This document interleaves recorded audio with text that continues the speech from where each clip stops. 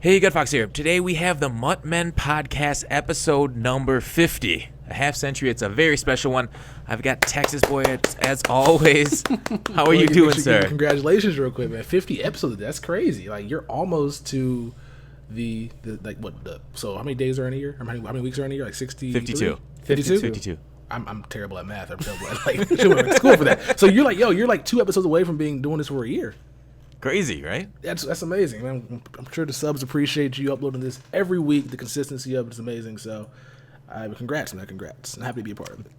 Thanks, and thank you, Texas, for being on it. And for our special guest star for our 50th, we've got GamingPowerHouse, a.k.a. Adam. Did I do that backwards? How are you, man? Well, I don't know about special, but yeah. Oh, definitely special. I'm happy to be here, man. Thanks for having me, guys. Yeah, so I guess let's get into it right away. I mean, I kind of actually want to hear a little bit about your history first, GPH, and how long you've been playing this, how long you've been streaming on Twitch, and how long you've been YouTubing. Can you just give us like a rundown of your bio and your I guess Madden chops would be a good word for it? Tell us about yourself, like to interview, right? Yeah, tell us. I've been doing YouTube since 2012 in Twitch. Can you plug yourself? Plug yourself too. Oh, here we go. Let me put on my promoting voice. Hey guys, Gaming Powerhouse on YouTube and Twitch. Been streaming and doing YouTube since 2012. It's always weird, like when you get on a podcast and like they're like, "Yeah, promote yourself," or like, "Tell us about yourself," and you like put on the spot. I've been doing this for so long, and that's that weirdness when someone tell me about yourself. It's never gone away. But it's kind of weird because like, you don't want to be too cocky. Also, you don't want to be too humble. Like, it's kind of weird balance. Like, going on the first date, so they're kind of the same thing. Whereas like you got to sell yourself to the girl, but you also douchebag. I can see what situation you're like. How's that feel? Yeah, it's probably unpleasant, but also at the same damn time, you got to do it. Get good at faking it at least. But yeah, I've been playing Madden since 2004. Well, 2003, Madden 04 with Vic on the cover. It's been a long time, man. I feel old, because I mean, especially with like the type of audience that watches Twitch or watches YouTube, most of them haven't been playing that long. They started playing like Madden 12, Madden. Most people that I come across on YouTube and Twitch, like they started playing since like Madden 25 was maybe their first one. So like, even though I'm young, like how long I've been playing the game, I feel old when I talk to a lot of people because they started so late. Yeah, I definitely see what you're saying. I mean, a lot of people come to watch you for like tips and stuff too, right? So a lot of the old hats wouldn't need them. Yeah. Yeah. So like do you think? I mean, what's the target demographic for Madden on Twitch? I have no idea. No idea. I don't even think there's. It's not like YouTube where you can like search that. Like YouTube has that like in the analytics and stuff like that. Twitch doesn't have that for like the ages that people are watching you and stuff like that. They don't have that. Yeah, that'd be nice too if it was accurate though. Most of that stuff people just lie with their age. So probably 18 to 34, but like they're like 7 to 12 probably not accurate. Yeah. I think it's actually pretty accurate. From somebody came, I made a comment about that in one of my videos, and they came on and said, no, Google actually does, like, that's how they sell to advertisers. Mm-hmm. They actually do some pretty hardcore research, and the way you sign up for something, and you know how good those companies are gathering information about people. But we all click that box that says don't click here if you're not 18 or older, and we still do. So I used to. So and YouTube has some like it's porn on YouTube. If you're 18, you can watch it. So I feel like people are kind of lying about their age, but then again, it's probably not the majority, so I guess you're probably right about that in the macro issue of it. Yeah. Like, do you ever go to those websites that like that was it Spokio that like knows people's ages? Like, and they don't. What is that site? It's like there's a few of them online. Let me look up this one. Like Spokio, you can basically if you put in somebody's name, you can really see how much they their age, their income, their relationships. It's basically a data aggregation tool from online. So go ahead and put your name into. It's like a spy site. What do you mean? It totally is. Spokeo. Spokeo. Spokeo. God damn. It's like a doxing site. Totally. You find out like where they live and shit. It's crazy. Yeah. I'm glad no one knows my real name. That's why I keep myself as Texas. Soon to be Colorado. Wait, according to this, man, I live in California. Oh. And looks like the statistics for the average is 49 years of age, and is 100% Caucasian. I don't think this site's accurate. I'm off the grid right now. This is great. That is pretty impressive. But that's too bad for that one person that I sent the police to. Damn. I get you. Yeah. Well, they got swatted. Yeah. Hopefully they're all right about it. Biggest fear is why I don't stream on Twitch is being swatted. Yeah. I don't think that happens a lot, man. It's crazy. It happens. It happens so much that like big streamers or big YouTubers, they let their local police know about what they do, and like I know like people in the community, like especially like let's say somebody like I don't know if you guys follow the Call of Duty community or like used to in the past, Keemstar. If you guys know him, the dude that does Drama Alert and shit, he contacted his local police. And he's told them, and like they've been over to his house, and like so whenever like someone tries to SWAT him, the police will call his phone and like, hey, everything all right? Yeah, good, all right, and they hang up. Like that's it, because like that's how many times that's how many times people have tried to SWAT him. That's a good way to get away with a murder dungeon, though. Yeah, but it's crazy the lengths that like. When you become that big that people have to go through and like what you have to do so people like just can't like fuck with your life. It's crazy. Yeah, I think H3H3 did a video on him getting people like getting his number and like being able to look at all his contacts because they got his SIM card or something from a store. They called in and said they were an employee and they need this SIM card cloned or something. It's insane. You're people right. Really crazy. Yeah. Also, that's kind of impressive though, man. Criminals are born every day, it seems like. It truly is. But this is a MUT Men podcast. Let's move on to our feelings on Madden and whatnot. Yes. First off, I want to talk about the daily login collectibles, that new promotion for all the grinders out there. I did a video on my channel saying how this is absolutely terrible, and EA's, instead of, they're forcing engagement from their audience based on this very lazy way of getting us to log in. To instead of having us log in because we want to play the game, they're using this technique to make us log in so that way some middle manager can show his boss, hey, look, I increased engagement with our audience by blank percentage and maybe get an increase. So I really hated this login collectible promo. What do you guys think? GPH, let me hear from you first. I exactly what you said. That's really what it's about. Me being a YouTuber and a streamer, I really don't mind because I gotta get on to get gameplay anyway to make my videos or to stream. So I'll be on anyway. It's just an easy way for me to get the card and maybe sell them later or something like that. Because with the golden tickets that might come out by the time that card is out, well, you gotta get 200 collectibles, right? You gotta be on for like 100 days, I think it is. Mm-hmm. Yep. 100 days because you get a collectible and then you get 25 coins to buy it on the store, so you get 2 every day. Man, like I said, I'm on every day whether I want to be or not, but it's a very lazy way. It's just like oh my god, it's just like when you say something about the game and you point out the flaws, they're like, oh, well, this can't be, and this game is great because we are one of the top selling games in North America or something like that. Like one of the reps will give you, like, it's one of those things, man. They just want to say, look at the numbers, we're getting this many people to play a day or whatever. Yeah, definitely. Yeah, it's not being very kind to your audience or to your gamers. Like they see us as numbers. They don't see us as actual like people that have lives. So if like you go on vacation for a few days, you miss a few logins, you fall behind, and you're like, oh crap, I've fallen behind. I can't do anything in my life. I got to stay and log into Madden every day. Yep, you're Texas. screwed. Texas, what do you think? I'm kind of in the same boat. Like I thought it was gonna be cool originally because we've been asking for something like this for a while. Like you check all the mobile games, they give you daily login bonuses, and we're like, okay, Madden can add to this. But I was hoping they do it retroactively. Like since we've been on basically daily forever, like it'd be kind of cool if they did it retroactively. But doing it now and giving us a card that's probably not even be the best safety at that time in June is kind of crazy. And so I don't like what they're doing just to basically boost pack odds being bought in the store. Like boost pack sales, I guess that's pretty much all it comes down to. Because the free one, is the free one, but the one that goes in the store, I'm pretty sure that goes to their numbers, and so they're probably trying to get this stuff boosted up for, I don't know, investors and people like that. So they can say, "Yo, we got this many packs sold every day," and just to like kind of mislead the people. That's what I didn't even think about that. It doesn't even feel like an actual promo. It feels like they just want to go ahead and boost pack sales in the store. Yeah.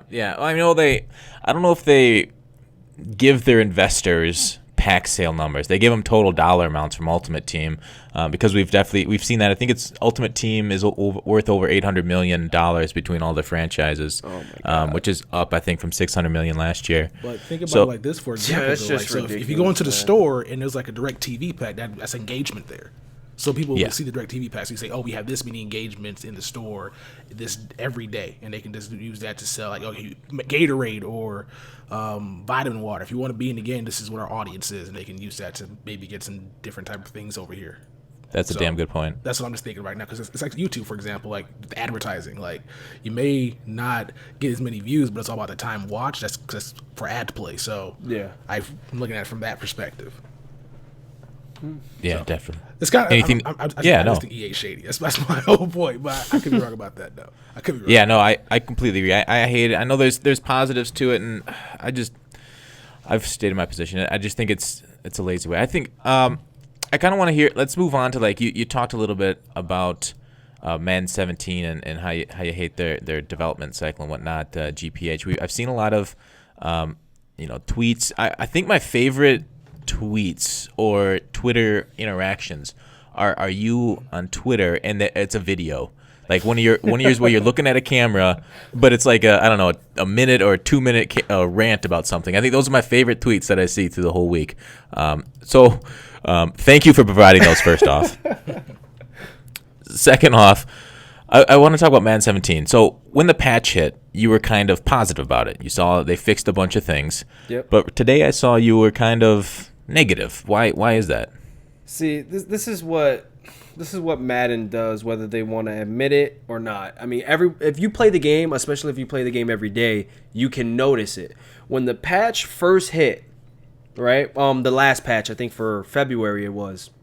When that patch hit, they fixed. There were some things that they fixed, and there were some things that they didn't fix. Like the player friend was still glitched, and even Rex acknowledged that it was still broken, and he said, "Oh, we'll have to wait till next patch for them to fix it."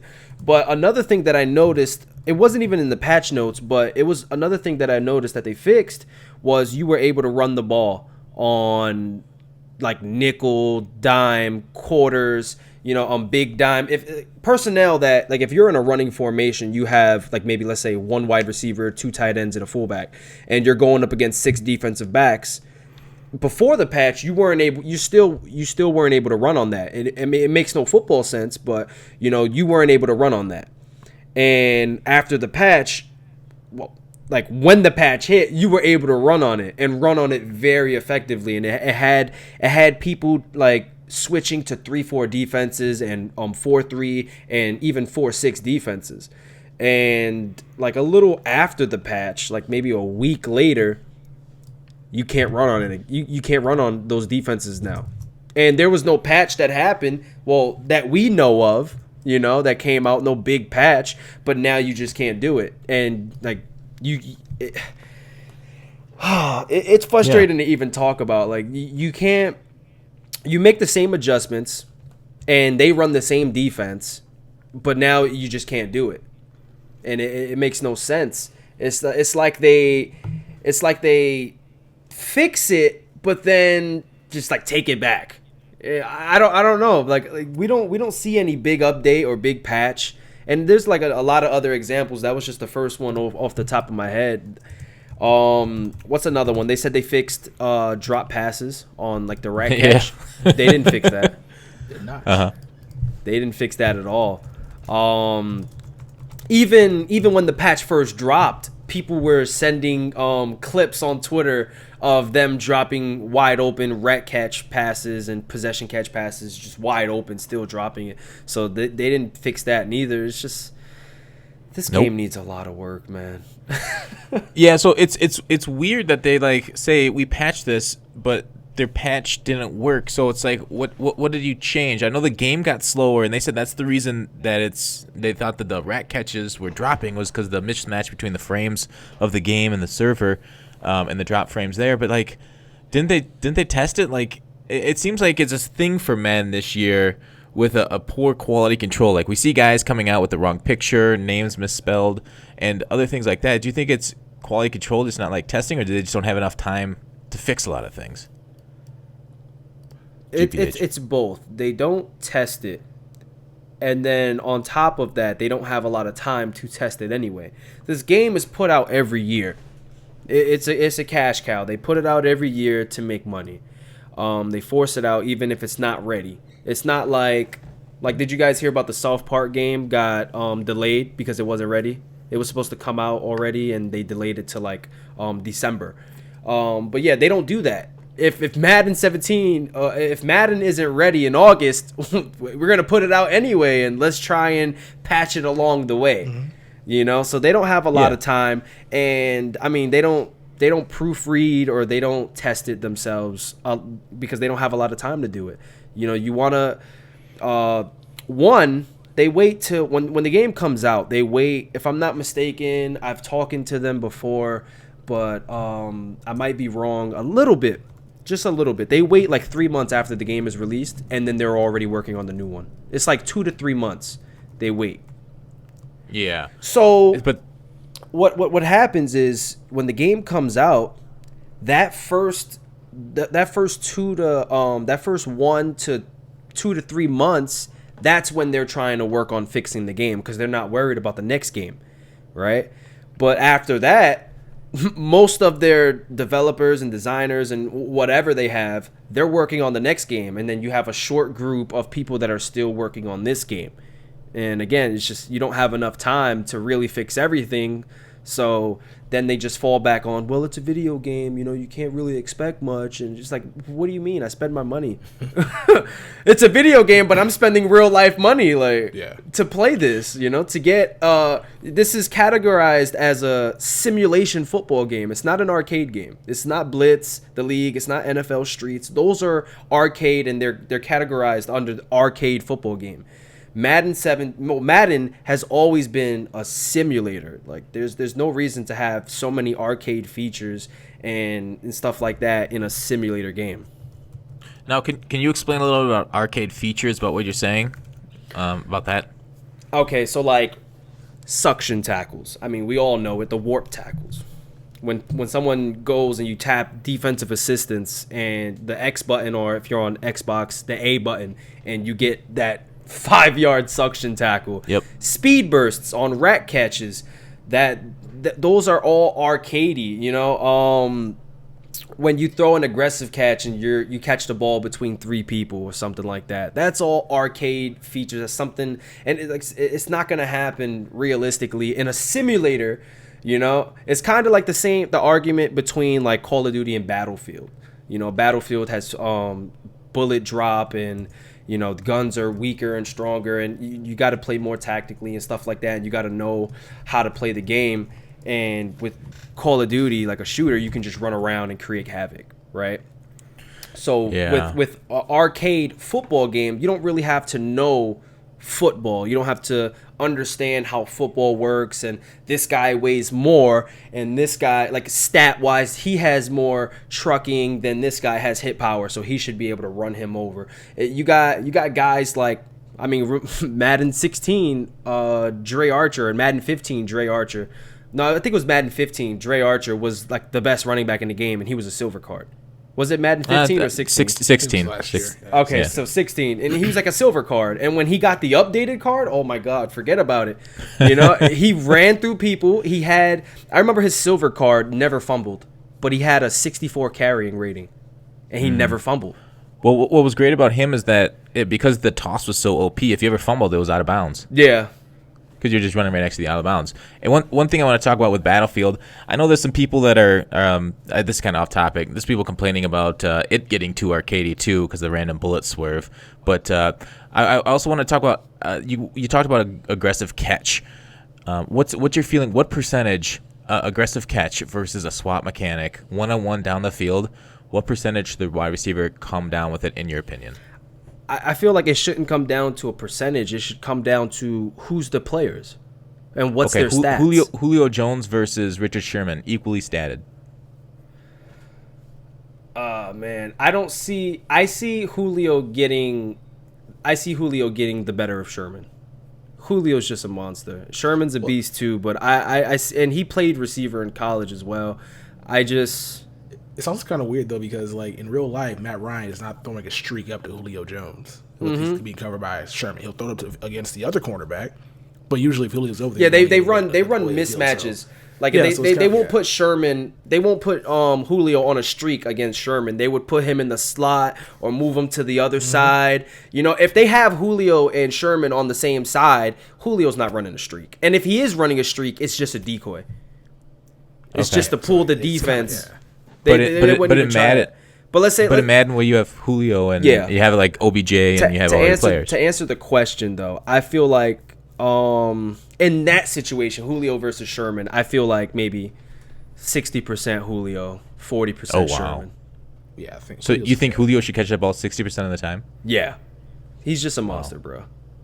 Yeah, I know he is, but that's like Madden 16 levels of aggressive catch. No, Madden 16 levels was ridiculous. It was not 60-40 at all. If you can run straight, dog, you can catch any pass down. Yeah, I remember getting mossed by Steve Smith. I remember getting mossed by Julian Edelman. That's true. Who's the short guy? Was Andrew Hawkins. I got mossed by Andrew Hawkins. He was like 5'8". I'm like, no, we ain't doing this, man. No. EA, this is a problem, man. This Hawkins got to even play for the Browns. Like he's like a fifth receiver. And you out here aggressive catching my safeties. So, Adam, what you're saying is that you're fine with the aggressive catch as long as it's only the right guys doing it. Well, I don't like the aggressive catch feature at all. I wish they went back to the face catching from the previous Maddens, because even though like that was glitchy within its own, you had to user that. It wasn't just you toss the ball up and you just hold the button and hope for the best. You know what I mean?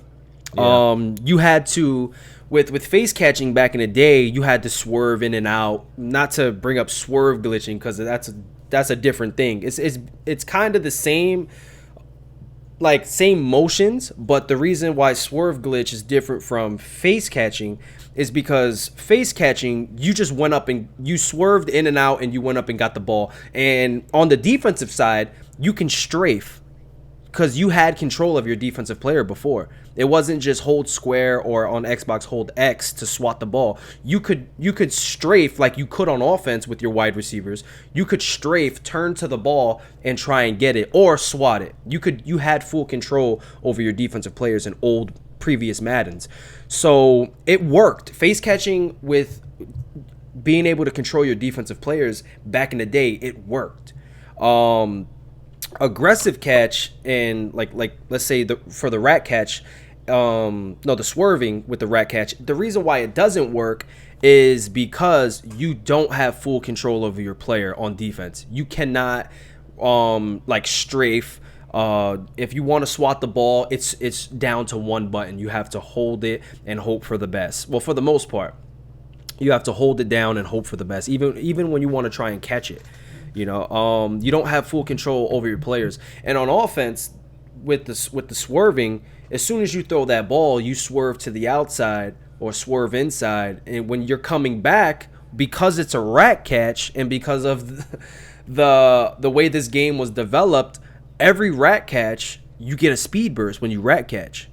Whether you want it or not, you're going to get it. So, that's what happens, and that's what, because you can't control your defensive player to hit the fullest extent as you would want to. That player is playing. Oh, and another thing, excuse me, the defensive players, they don't play the ball in the air. They play the wide receiver. Yep. That's another big thing. They don't play the ball in the air. They play the receiver. So let's say if it's overthrown a little bit, right? You throw a streak and it's overthrown, and your cornerback is in a deep blue.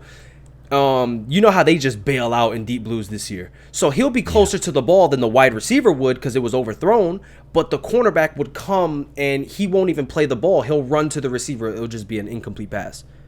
So with the rat catching and the swerving, when you swerve inside and the ball's already in the air and the little circle is on the bottom of the on the ground and it's saying where the ball is going, the cornerback just can't make it there because the receiver swerved inside. So whether you're using him or not, he's going inside. And then when you rat catch, you get that speed burst, so you just beat him to the outside. It's a quick touchdown.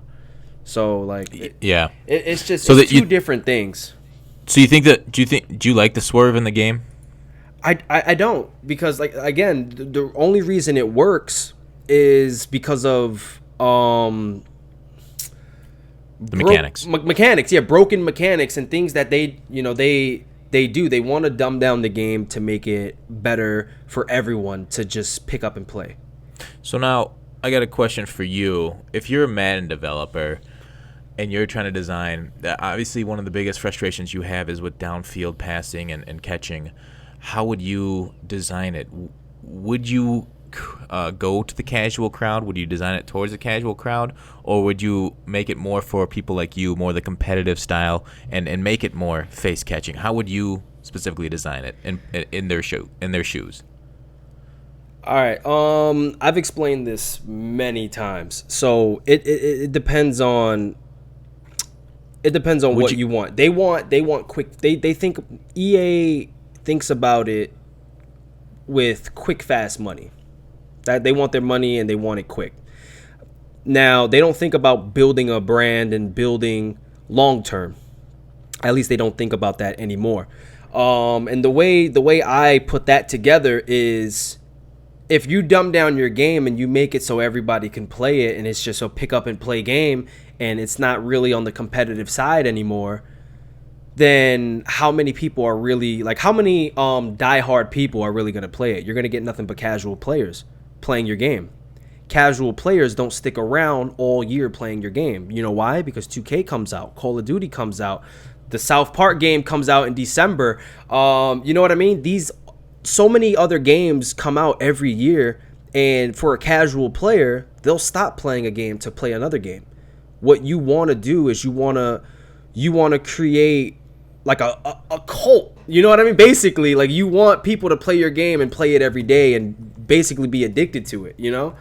So the casual fan won't be addicted to it. They'll just play it, and when the new fad comes out, it's like clothing, you know? One thing might be in style, and then the next thing, something they wear something else. It's like that. When the new game comes out, they're gonna go and leave, and then who's stuck playing this casual game? The addicted diehard fans that are just stupid and continue to play even though they hate it, like me. You know, I'm stuck. I'm the competitive dummy that continues to play this casual game even though, you know, I want it to be a competitive game when all the casuals leave. Okay. Texas, do you have any thoughts on that? That is true. Like, the hardcore is what makes this game. The hardcore plays MUT, the casual doesn't. And EA does cater around the casuals, get the guests so they can play initially, but they do some things for the hardcore fans. I mean, the gameplay is not where we would like it to be, but they do some things for us hardcore people. So, yeah, it's kind of interesting. Especially with the my bad to cut you off. No, go ahead. Especially with the development in EA trying to push this game for esports now. You got these guys playing in tournaments, and you got these guys playing in events and flying them out to try and make this game seem competitive, but they're playing a casual game. So when you watch it on what they had on like the NFL Network or something like that, ESPN it was. When you watch it on Twitch, you watch it on YouTube, every place that they're streaming this game, you're seeing aggressive catches. You're seeing offensive linemen blocking ghosts. And letting the guy come in clean. Like, they'll get an animation to block someone, but no one's actually there. The defensive end just comes in on its own. Yep. You see, like, last year, oh my God, people laughed their ass off about it. D Jones, when he fumbled, I don't know if you guys kept up with it, but when he fumbled on a play action pass because his quarterback stood in a play action pass even though the running back was already running off. Like, he just stood there, he was frozen. You know, you see things like that, and it's just it's embarrassing. It's embarrassing as a competitive player, as a person that really loves the sport of football, and people that love Madden and want to see this game do better. Like, I talk massive amount of shit about Madden. I don't think there's anyone that talks more shit about Madden than me. But I play it every day. I mean, and I love the game. I want to see the game grow, and I talk badly about it, hoping that the people see, because Rex follows me on Twitter. There's other guys that work with EA and they follow me on Twitter. I'm hoping that they see this and they use it as like motivation to get better. Because if you surround yourself with yes men all the time, you're never going to grow. You know what I mean? You need someone to pull you aside like, hey, this is wrong and this shouldn't be this way. So if you just give encouraging things to EA all the time, they think they're doing a good job when they're really not. Two little side comments. One, I like how the EA guys follow you like the developers, but the main account has got you blocked. And then, And then, secondly, we'll get into that later. And then, secondly, about you being the most negative, I think it's a pretty close runoff between you and Jemiah's world. What would you say? Nah, Jemiah. He's negative about it too, but he's negative in a sarcastic way. Like, people send him like clips of them getting aggressive caught in like triple, quadruple coverage, and he's like, "Yo, that looks like a dot to me. I don't know what you're talking about." You know what I mean? Like, he's sarcastic about it. So he gets away with it a little bit. Me, I just I don't hold my tongue, and I don't watch my language when I'm talking about it too. I don't try and be politically correct, and I don't worry about that stuff, man. I say what's on my mind. So he gets away with it, like he does. I see him taking shots at EA all the time, but he does it in a sarcastic way. So like, if anything, like, hey, I said it was a dot. What do you mean? Like, it was a dot. Yeah. All right, this is gonna be like an unpopular opinion, but I was fine with the aggressive catch. I thought it was a great way to punish guys that came out in a cover 3, tried to get some nano pressure on you, as we saw with Problem in the tournament. I thought that was perfect. If you're sending golden ticket Rob Gronkowski and you're manning him up with rookie Byron Jones, and you don't expect Gronkowski to go up and snatch that ball, you made a mistake as a competitor. I thought the aggressive catch, like you said with Julio, I think those guys, I did hate it when Dree Archer would do like a running back streak and aggressive catch over me. I thought that was BS, but when I see Julio doing one, I'm like, okay, fair enough. Julio bails out his team in the real game of the NFL too. Yeah. So, Adam in Texas, I want to know what your feelings are. Do you think EA should make Madden more like the real game of football, or make it more as a good competitive game that's better for, say, a video game? If you know what I mean. Texas, do you know what I mean? I know what you're talking about. I think I want to say last year when they first rolled out the game, people were telling me that there are certain cards that can do these certain types of things. So the aggressive catch is going to be more powerful. Only a few guys could do it. They're like Dez Bryant, Julio Jones, Gronkowski, obviously. And then other guys weren't going to have that trait or weren't going to have the ability to go up there and bail out their team. Yeah. And that sounded cool in theory. So I'm cool with it if it's just certain people in the NFL who can make those spectacular catches. For example, Kelvin Benjamin. If he makes a spec catch in the game, I'm cool with it. But also, if he drops the pass being wide open, that's his trait. Like, he'll drop some passes, but in this game, it doesn't apply when they put the attributes or the information in the coding, and everybody plays the same. That's why you don't really see many differences between teams anymore.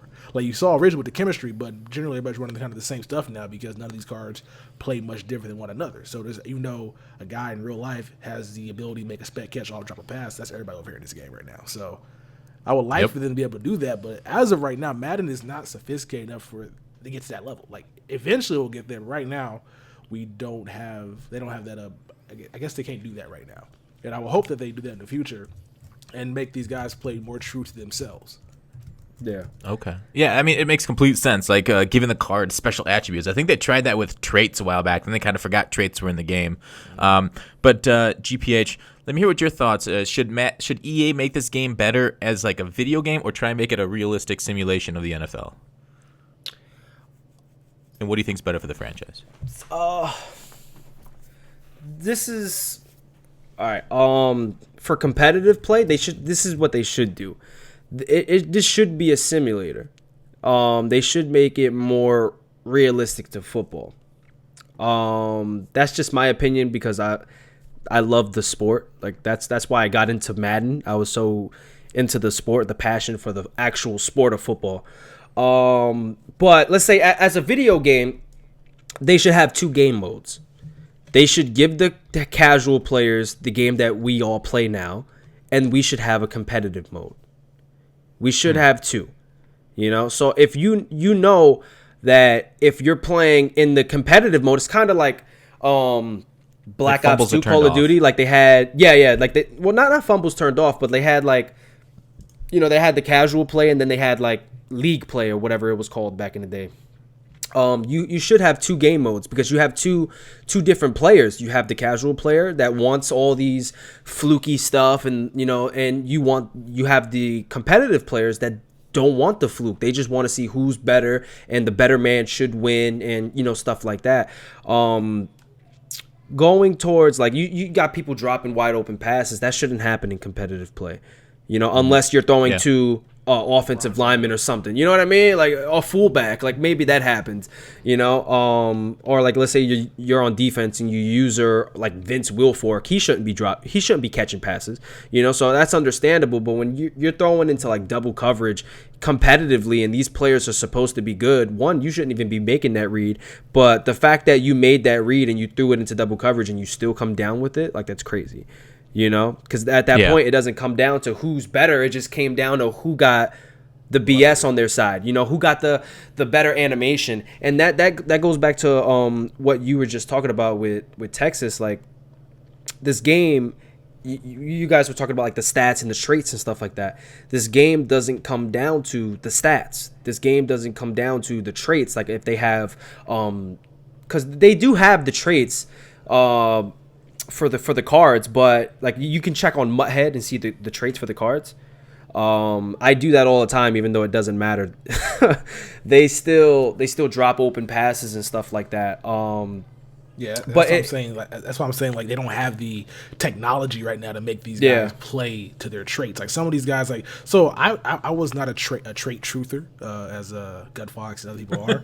I didn't think it mattered at all. But then I'm starting to notice like the scramble trait or the balance trait for quarterbacks, and it actually does make a bit of a difference. So, but like everything else, it just doesn't. You can't really actually test because either they're gonna catch the pass on 4th down or they're gonna try to pass on 4th down. I think one of Gutfox's first reviews was Gronkowski with clutch, and he threw like a drag to him. He dropped it, so like it can't put it in practice. Like it's a cool theory and a cool concept. They can actually develop it, but like right now it's miles beyond them actually figuring it out. But that's because again, this game isn't stat wise. Like you can throw to anybody and they'll get the same animation as somebody that you would think really like should get that animation. You know what I mean? Like let's say Gronkowski, Julian Edelman could get the same animation Rob Gronkowski can get. Yep. You know, that's crazy. That shouldn't happen. You know, you got a 6'6" tight end going up and getting the ball. A wide receiver that's like 6 foot or like 5'10" shouldn't be getting that same animation. There's no way. Unless you're OBJ, because OBJ is just crazy like that. But you know, special players should be able to do certain things. Yeah, there's certain players. Yes. But this game, it's not stat wise. It's not. I got this guy. He has this much jumping, and he has this much spectacular catch, and he has this much catching in traffic. So he should come down with the ball over this defensive player that has 50 strength with 37 zone coverage and 22 jump. And he's 5'10". It's all animation based. If you get lucky enough to get the animation that you would have wanted to make the catch, then you get it. But there's no way to dictate what animation you get. You just press a button and hope you get the right one. That's what it comes down to. Do you think? Maybe their stats do have a little bit of difference in them, but do you think some of this problem comes down to the fact that in MUT all cards are essentially the same? What do you mean by that? Like they're all the wide receivers are within like +1 or 2 speed of each other. It feels like all of them are based around like 92, 93 with a couple outliers here at 95. Oh yeah. Like and then like same with spec catch, same with all the other catching stats. Whereas like Texas said with Kelvin Benjamin, like his stats are like +1 or 2 over every other card around his level. So it's like maybe the stats work. It's just the Madden developers like kind of squish all their stats together so they all play very similarly. Do you think that's an issue? That's a big issue. They do that to draw out the lifespan of this game. Because everybody knows once the 99 cards come out and everybody's 99 and 105 speed and they get crazy, people stop playing the game. They start losing interest, especially the casual players, because they'll never get a 99 overall team. Most of these casual players that play Madden today, most of them don't even see over a 95 overall team. So when they match up and they go up against, 99 gold ticket Michael Vick with 182 speed, it's crazy. It gets wild.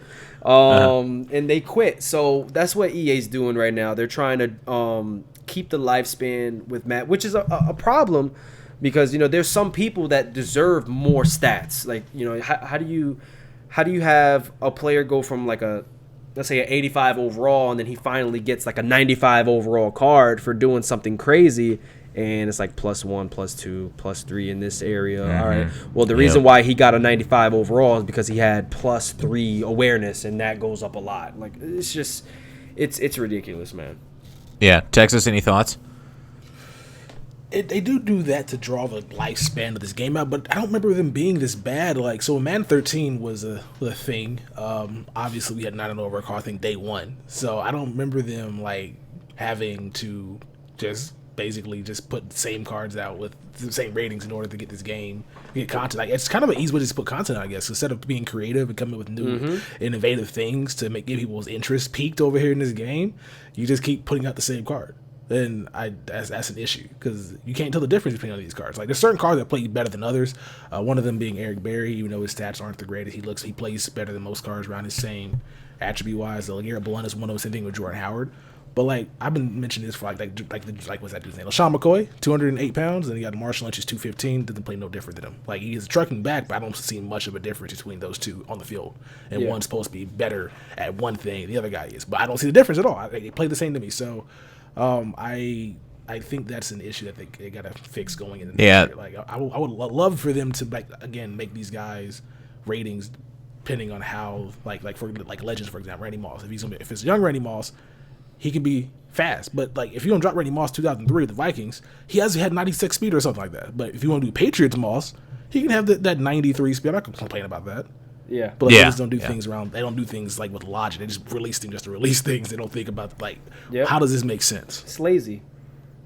Yep. Hey, so kind of moving on here a little bit, I want to talk about a little bit of how Madden nerfs things, and just because I was looking through those patch notes where we talked about it earlier, and I made a note. Do you like how they nerfed the precision dive to oblivion, just like they nerfed the stretch kind of to oblivion? It feels like after, the stretch was so OP at the beginning of the game, they recognized it a couple months, it felt like too long, and then they nerfed it. Now the stretch is kind of one of the worst runs in the game, it feels like to me. Do you guys feel that, Texas? What is your feelings on the stretch right now? Is it working for you? I still think the stretch is overpowered because... Really? What, really? Everybody still runs it. Maybe it's people's easy run play. I rarely see inside zone. I usually see stretch plays or I see the power O still. Power O is huge. Yeah, so but I still think it's kind of there. You just I think it's just much easier to stop now because you just basically spread your line and your cornerbacks have good block shit now. Before you had dudes that had no, like Cole Beasley with no run blocking out here blocking elite receivers. So I think they kind of dumbed the receiving blocking down. But if they run into a side where it's a tight end blocking, you can still get 30 yards down the field. But I did like how they did got rid of that dive. But I don't know if they should have made the guy fumble as often as he did. They should just nerf the Jimmy Graham jumping from 7 yards out into the end zone.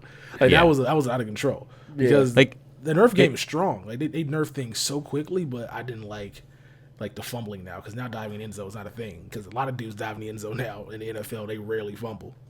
Yeah, it's with the precision dive they nerfed to the ground. It feels like that's just like a good developer knows how to balance things in their game. Whereas like it felt like it. You said it took them. It was very quickly, but it did take them. I don't know what 5 or 6 months to nerf that precision dive. But at the same damn time, like the first turn was draft champions, right? So if you got Jimmy Graham, you were lucky.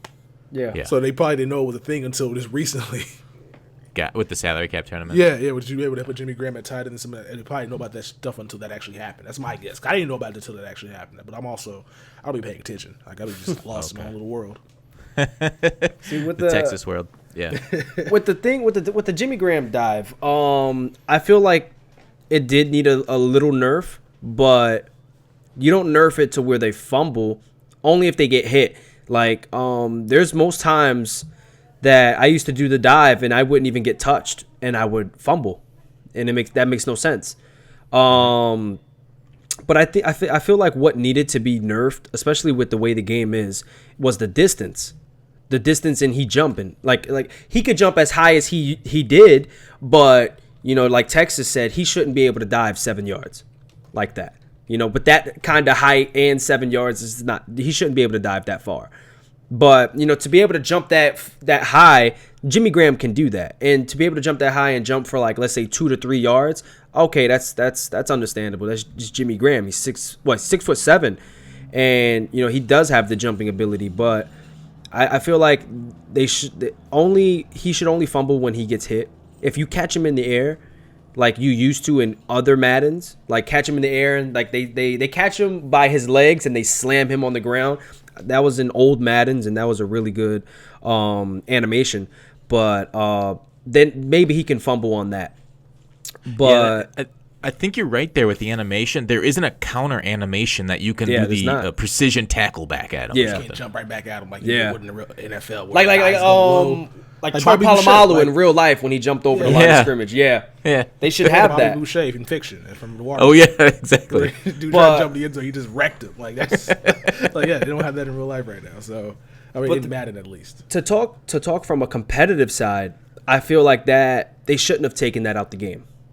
Like nerfed it that much, because if you play competitively, when you get towards the goal line, that's when everyone switches to that 4-6 defense, and the 4-4 split, and they stand with their safety over the center, and the center never blocks the safety. He comes in clean for a hit stick. I don't know if you guys have gone against that. Yep, that's my main goal in defense. Yeah, they they do that. So the Jimmy jump was a counter to your 4-4 split for the most part. Like there were sometimes you would get in and tackle him before he would jump, but then there were sometimes that you couldn't get there before he jumped and he got the jump and get the touchdown, right? So that was kind of a counter to that 4-4 split goal line defense, because everyone knows once you get in the red zone, it's so much harder to score this year. Yeah, so that Jimmy jump, that was a counter to the 4-4 split center, because the game, I don't know how you can be a safety. You're 150 pounds and you're standing over a center that's 320 pounds and he's not blocking you. He's trying to double team a D tackle instead of blocking a guy that's standing right over him. Football sense, that makes no sense. But Madden, okay, so let's say they have that, and that's been in the game since day one. They're not going to patch that. Okay, the Jimmy jump can counteract that. You know what I mean? Like, all right, you're going to be in that 4-4 split. I'm going to do the Jimmy jump and I'll get the touchdown that I deserve, because you shouldn't be able to stand over my center, with your safety and come clean in, because it just doesn't make sense. So I'm going to do the Jimmy jump and get the touchdown. So it's kind of, it played off each other. You know what I mean? You would still get the touchdown, and sometimes you'll still stop him with the 4-4 split. So I feel like they shouldn't have taken it out, because, with the defense being the way it is. So they took out the Jimmy jump, right?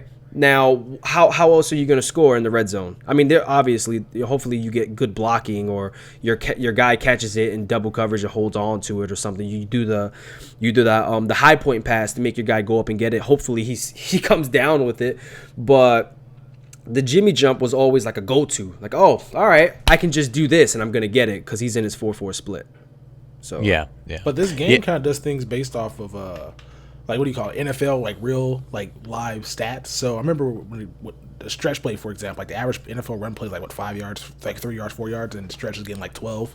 Yeah. And so they had to tune it to make sure it was kind of around the averages. So in the NFL, getting in the red zone, getting in that 2-yard line, it's kind of hard to punch the ball. So I can see why they would try to get rid of that. That basically became automatic. Especially if you're playing against a guy that know what he was doing to stop it. Yeah. Like, you can just easily get 7 points every single time getting to the 2-yard line. Because, like, right now, I have no red zone offense, or no goal line offense, at least. It's mostly just toss plays and sneaks. And that doesn't work. I can't field goals. That's kind of how it is in real life as well. Like, nobody throws the ball in the end zone because bad things can happen. You throw a pick six from at the 1-yard line. It's just not great. So you should keep trying to run it. If they didn't get it, kick a field goal. Yeah. So I can see why they would patch it. The fumbling, that's the main issue I have with it, though. See, what you're talking about is what a lot of people talk about. It's either you want it all realistic or you want it arcade, and I feel like that's what's toughest about a sports game, especially if you want this game to be competitive. You got to make it realistic, but not too realistic where it's just like Not that you make it arcadey, but you don't want to make it too realistic to the point where, you know, just there's things that just won't work.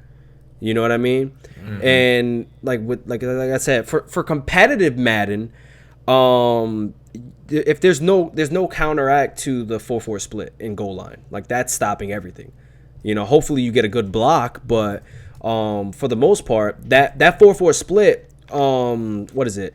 Cover 2 invert, that plays the deep ball, even though you're in the red zone, so it's anything plays the deep ball. Much more to go, yeah. But it plays the tosses, it plays the stretch, it plays the QB sneak because you're standing right over the center, and the center doesn't block the safety. So you stop the QB, you stop the fullback dives, unless you were doing that Jimmy jump. For the most part, you'll get it. And it stops the dives with the running back because the fullback won't block the safety neither.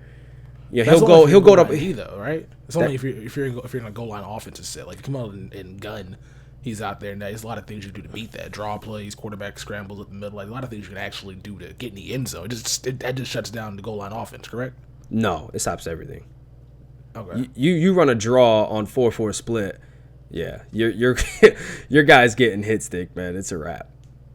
And again, it just, most people are not going to be on the 1 to 2 yard line running shotgun either. You know, sometimes you gotta try something different, man. Toss play. Everybody got toss D now, man. Everybody got sneak D, field goal block. Everybody got all this stuff that's just kind of, you gotta try something new. Yeah, I feel you, man. It's just not something that for competitive Madden to have things balanced. That's not something that they should have taken out of the game or make it obsolete because your guy's gonna fumble. Yeah, I really like your idea of 2 different modes with competitive Madden. Like, we had Master Gamer, who's a big competitive guy, on the podcast a little while ago, and he said the reason I said get rid of fumbling earlier because that was his suggestion for competitive Madden. So for like the competitive Madden mode, like maybe guys don't drop open rack catches, maybe something like that where it's more consistent. But then you kind of taking ratings out of the game almost. So it's kind of a fine balance. If you have no fumbles in the game, you're throwing away ratings. You might as well go with a running back like Dre Archer that has 64 carrying back in Madden 16 because there's no chance of him fumbling stat wise. You know what I mean? Because he's just the stat won't matter anymore. So there's no reason to do that. I mean, I feel like with the fumbling, it should all come down to what you do. You know, if you're a LaShawn McCoy, there's no way in hell you should even think about running up the gut and trying to run over Sean Taylor. There's no way that shouldn't even be in your mind. You know what I mean? Mm-hmm. Let's say you do a juke move because like Madden 16, for instance, the juke move was crazy, right? That was awesome. If you juke, right, and you juke inside to the defense, and I come with Lawrence Taylor and I hit stick you, that should be an automatic fumble because you know why? 1, you didn't see the hit coming. Well, your running back didn't see the hit coming. 2, you're juking. You're in the air. You know, your feet are not planted on the ground. You're not lowering your shoulder, getting ready for that hit. You're juking.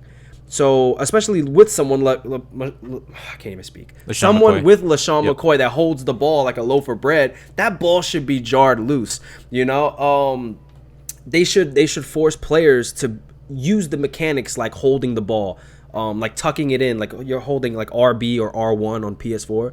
You know, like that mechanic, no one uses it because it doesn't matter. You have something in the game that just doesn't matter. You cover the ball, it doesn't matter. You can get hit sticked with a rinky-dink running back, and it won't matter. He'll fumble or he won't fumble, even if you cover the ball or not. It's not going to help your chances of holding on to the ball. Yeah, Texas, you sounded like you had something to say. Yeah, because that's why I think that mode for the no fumbling means like a lot because ratings right now don't mean anything. Like I've seen Odell Beckham force fumbles against like the top. Yeah, I've done that. I don't think I think the fumbles just to reduce the randomness because fumbles because you can't determine what's going to happen. Like I mean, the hit power combination with their tackling and the running backs carry, maybe it's like a algorithm there, but it's basically all R&D, right? RNG. So it's nothing that you can control. Like sometimes you fumble the ball. Like I played with Ezekiel Elliott basically my entire since he came out. One fumble, and then I get Darren McFadden, and he goes up against a cornerback, fumbles the ball twice. So it's just not, you can't really it's just so random. I don't. That's why I want to see a mode or a game mode without it in it to see exactly how it would play. 'Cause I think it'll play exactly the same. You just see more guys taking dumbass risks with their quarterbacks, which might be the reason why that wouldn't be as fun. Dudes out here, Peyton Manning just scrambling because they know they ain't gonna fumble the ball. Yeah, that's a good point. Yeah, no reason to slide with Michael Vick because he's not gonna fumble. Exactly, which is unrealistic. And also with your nerfing thing, how come they nerf the strip all to hell? Well, because it was overpowered. I know, at the beginning but of the game. Now it's to the point where a linebacker like Luke Kuechly going for the strip against a 180-pound receiver like a Tyreek Hill, he literally just breaks the tackle. Like that's it happened. It's kind of weird that you go for the strip with a bigger guy against a smaller guy, and they always break the tackle. Yeah, like that's what I was saying. Like it should be about stats, and you should have to understand the way the game works. Like if you have, like I said before with LaShawn McCoy, you should not even think about trying to run over Sean Taylor or Lawrence Taylor or a big guy like that, a big hard hitter. You shouldn't even think about running downhill and trying to lower your shoulder on that guy. You should have to use the mechanic to either hold the ball, cover the ball, or fall down to the ground. And when you catch a pass with a little receiver like that, or you shouldn't put yourself in a situation to get stripped. You shouldn't. You gotta learn not to be caught. No, this is in a perfect Madden. This is what would happen. You would have to worry about juking and getting stripped because when you're juking, you're not covering the ball. You're not worried about the ball. You're worried about making the defender miss. When you're spinning and you turn. And then you cut upfield when you're turning and you get hit stick. That should be an automatic fumble. You don't see the ball. I mean, you don't see the hit coming. They should force people to have to use these mechanics that they put in the game, like covering the ball, falling down to the ground. Unless you have a big back like Derrick Henry, which he didn't do anything in the NFL. He was a beast in college though. But Marshawn Lynch. Unless you have those type of running backs, those downhill runners, then you can try and truck stick or even still cover the ball. But obviously you wouldn't think about falling down to the ground with Marshawn Lynch as your running back. You're gonna try and run over as many people as you possibly can, and that's cool. The stats should matter. I think that fixes not almost everything, but that fixes a lot of the problems and a lot of the flukiness that happens with Madden if stats mattered, because you wouldn't aggressive catch would still be aggressive catch, but if stats mattered, you wouldn't be getting an aggressive caught by Dre Archer or Steve Smith or whoever is a small receiver. The shorter guys, So Steve Smith can aggressive catch you. I'm just saying, dog. No, fall back on my man. My man's outlier. You're being somebody else. Steve Smith, that dude. Panthers fan. You said it the first time, man. I let you slide on it. Like, the second time, nah, you can't come my man to that. That dude, real one, MVP, Hall of Fame, all that nonsense. Well, I'm saying, realistically, he's a beast. I got clips. Yeah, I'm saying Madden. I'm saying Madden competitive. That shouldn't be happening. Against Richard Sherman, he's 6'3", or Cam Chancellor, he's 6'3". You got a guy that's 5'10". He shouldn't be mossing him. Steve Smith has in Madden? He has 80 something jumping, and you have somebody like Sherman that's 6'3". He has the height on him, and he has 95 jumping. There's no way Steve Smith should be coming down with that ball, stat wise. But he does sometimes. I'll concede defeat on those guys, but against like a Roman Harper. Dog, that should be Smith all day. He's not a pure Raven. He's definitely a Panther if you talk about Steve Smith. But he was a Raven, and I'm a Raven fan. I fuck with Steve Smith, man. Just saying, man. That height for Madden competitive, he shouldn't be making that catch. I got you. All right. But one quick question. I don't know how quick this is gonna be. Yeah. Do you believe in the equalizer, Adam? 100%. Okay. I didn't even have to think about that. All right, that's fair enough. Texas, I know we've talked about it before. Anything to add? Nope. Last thing on the fumble. Last thing on the strip, real quick though. But yeah. Okay. So, but it's weird though. So I understand they had to nerf it because people kept fumbling and it was something they couldn't actually tune.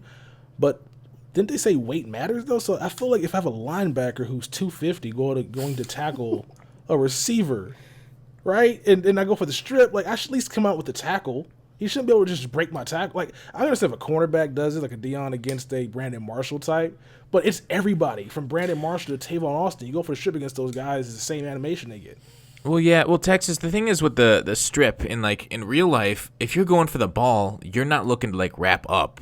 You know what I'm saying? The strip in real life is somebody's already there, then you go and try and strip the ball out of them. The strip isn't I guess I guess you could maybe grab jersey and then go for the ball for a strip. But some guys, the good tacklers do. Like for example, Kuechly in real life, he'll jump on your back and then punch for the ball. Tillman was good at that as well. Tillman will be 1-on-1 on the outside and dude catches the ball and he punches it out. He did it. I think he did it to Brandon Pettigrew 4 times in one game. So you can certain guys can do that. But I'm not asking for certain guys. I'm asking for weight to matter there. I'm not, if a linebacker gets his paws on a smaller, speedy type receiver because it's across the middle, he shouldn't just break the tackle he's a running like he's a Marshawn Lynch type halfback. It's just It also depends on the strip. Yeah, it also depends on what angle they're going at because I've done testing on tackling in Madden, and the angle of the tackle and the angle of the strip also matters a ton. It's kind of weird too because it's kind of always the same though. If you're doing a drag route and you get behind the guy, it's more likely going to be a knockout tackle or you'll punch the ball, the guy will fall forward, or the ball will be popped up. But if you're behind the dude, your guy hops on his back. And the guy just fucking shrugs him off. It's kind of weird. But I just need to. I'm cool with bigger receivers being able to do that. But in this game, everybody has the same animation, and I kind of wish they would go back to when everybody fumbled the ball. But I don't at the same damn time. I just want these guys that are bigger to be able to tackle these smaller guys. You want what you pay for. You pay for a big hitting linebacker. You want him to be able to force fumbles against a little guy. You know, that's what it is, man. I had no problem with the strip button before it was patched. I had no problem with it. What? I had no problem That's whatsoever. crazy. Even when obviously that was for everyone, so I fumbled too. I had no problem with it. It forced people to use the mechanic to fall down to the ground. And with Madden 17, just for this year, everyone is a downhill runner. Everyone. I can truck you with Michael Vick. The same I could truck you with Marshawn Lynch. You break too many tackles in this game. Yeah. Way too many tackles. Almost every run. The strip. Go ahead, my bad. I done the strip against quarterbacks in the backfield. They just shrug the tackle off. Everybody has the same break tackle mechanic when you go for the strip. In real life, if you get the quarterback in the backfield, what do you go for the strip? You don't go for the sack anymore because you get the sack regardless. You go for the ball. I done it to Big Ben, Cam Newton, Russell Wilson, hit that right bumper button, they break the tackle, and then somebody else comes in, did it again, right bumper, break the tackle, and they roll out of the pocket. This is nonsense, man. There's no difference. This is so stupid. I don't understand that. So that's my biggest complaint. The nerfing of it to make it not as cheesy kind of then made it cheesy because not everybody plays exactly like everybody when you go for that strip button. Yeah. I just feel like it held people back. That strip button held people back that used let's say players like Derrick Henry. I mean, like I said, everybody played this. Everybody plays the same, and you said it earlier. Everybody's stats basically play the same, and you have every running back that looks like Marshawn Lynch's beast mode when he ran all over, what was it, the Saints in real life? I think it was the Saints. Yeah. When he made that magical play. Every run is almost like that. You break so many tackles in this game. So I feel like it was a glitch in the game for the strip to be that bad. Obviously they didn't intend for it to be that bad. But I feel like it helped it. It helped stop people from just, all right, I'm going to run with Derrick Henry all game long. And I'm going to break 6 tackles and get first downs and fall forward. It made you play a different way because now you had to worry about that. You have to worry about your guy fumbling, just like everybody does, especially when he gets tired and stuff like that. You got to sub people out. This is you have to go deep. If you want the game to be competitive, you have to go deep. All that stuff should add up and it should matter. And with Madden 17, it doesn't. So with the stripping, I feel like it made you worry about that. Damn, I can't run the ball and rely on Derrick Henry to truck 17 people for a touchdown every play. It made you play a different way. Yeah, definitely. So, question, GPH, do you think there's a big skill gap in Madden 17 or not? Not at all. Really? Especially with the growth of YouTube and Twitch, definitely not anymore. The skill gap is between the users.